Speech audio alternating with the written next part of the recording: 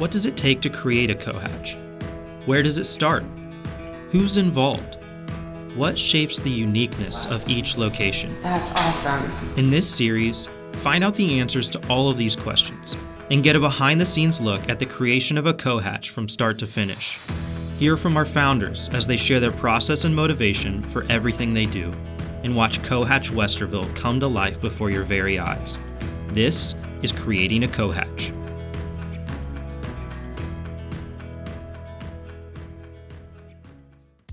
The first question to tackle is why Westerville?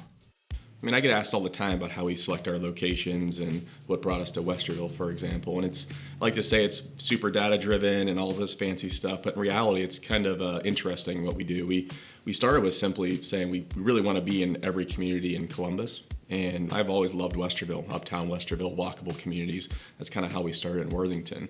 We simply met with the city manager, assistant city manager, and economic development director, and said we'd love to be a part of your community.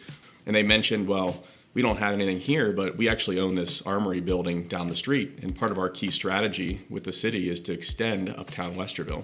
And I'm like, within 2 minutes, I go, show it to me, right? Literally, we got up out of the meeting room and drove down and showed it to me. And we discussed the city's vision, what was important to the city, and we talked about what we do. So as soon as we realized we got a ton of value to the community, and it was kind of an old building that we fell in love with unique architecture, it was kind of a no-brainer for us to say, let's do this one. And we worked with them pretty closely in city council, and we got it done in almost record time in a couple months. And now we're heading into the design process and trying to finalize all the unique details that we're trying to do there. The majority of our locations are historic renovations or repurposing some vacant building that used to be something pretty cool. Over time, society changes, communities change. Amazon comes in, a retail store goes out of business, or a church can no longer support itself but leaves beautiful architecture behind. In so many communities, those sit idle for 20, 30 years, and overall it's like the broken window effect. The communities start to look worse and worse and worse. One of the main things we do is we love taking that beautiful architecture that was really costly to build at the time and breathing new life into it for the next 50 years. It adds value to our members because there's so much character. Everyone loves character, and they also love the history and the warmth of that building. But we do it in a way that adds a modern touch to it, so we can make it a Town Hall 2.0 again. Like, it's the future of kind of work, meet, and live, and that's why we focus on all those things. To learn more about the history of the Armory and the Uptown Westerville community, we sat down with Nina Thomas, manager of the Westerville History Center and Museum. The Armory was built in the 1930s, and it was dedicated on November 16th, 1938, and it was built to house the National Guard. So it was 2 units of the National Guard, the ambulance unit and the veterinarian unit of the 112th Regiment. The building was used for their units. They did their drills there. There was a kitchen, there were offices, so it was really a place for the unit to use. We kind of talk about Westerville doing a good job of recycling buildings. So I think traditionally we try to save the historic buildings and repurpose them instead of just tearing them down. And even when we've had to tear them down, the businesses have done a great job of preserving some piece of that history. But if you walk around uptown, a lot of those buildings have been recycled. They were built for a grocery store, now they house a restaurant. Or it was our city hall used to be an actual family home that they renovated into the city hall. So Westerville traditionally does a great job of recycling old buildings and giving them new life and a new purpose. This might be one of the best ceilings we've ever had.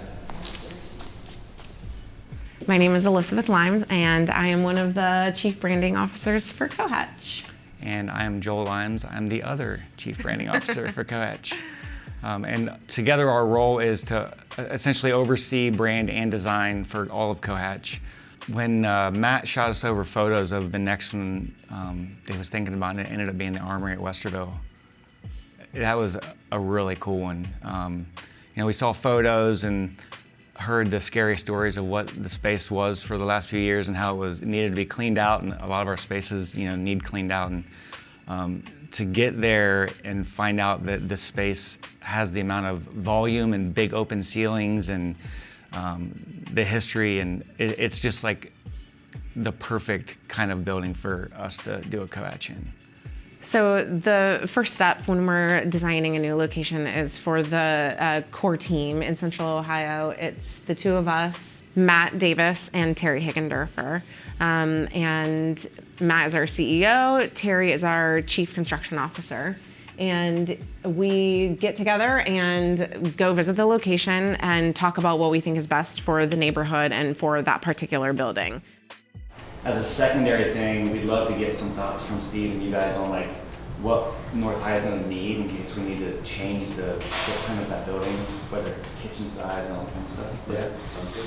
I would love to build something that's more of a destination than no one's done before. So I have this like view of like high-end landscaping and gardens and glass, and it's almost like you want to have like a lot of beauty of flowers and stuff around you.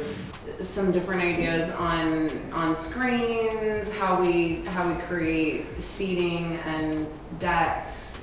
This feels like a good one for some of the size and simplicity, but how much drama you can get with the mixed materials. Our creative process for any location really starts with kind of creating a theme. And Westerville's pretty easy, it's pretty unique. 2.5 acres, a ton of outdoor space. So we want to really create a campus, but full of outdoor gardens and beauty, with multiple experiences outside. So structurally, we connect the bike path to State Street. We also look at the outbuilding and we turn that into a restaurant with glass atriums full of gardens on the outside. So you have one experience where you're having kind of date night, candlelight dinner, casually with kind of gardens all around you, or you can go in the back section and have more fire pits as well as a kids play area for a casual dining experience. And we want to build atriums on the COhatch side. So imagine having a meeting and you see all kinds of gorgeous flowers and an outdoor space all around you where you can actually take a break from your meeting and go sit outside and have some quiet time as well. We also want to build more public areas. So imagine you have a graduation party, you want a really cool space, bocce courts, big green egg, do it yourself, kind of grill some burgers out and things like that. So then we start moving inside. So once we establish this campus on the outside, we can move inside and create unique incubator spaces for startups. We can create small business offices. We have unique co-working areas. I think we're actually going to look at putting a wine cellar in one of the basement areas, kind of make it a unique area to do some wine tasting and things like that. So this overall theme is going to be pretty hard to pull off, but we're up for the challenge, I think.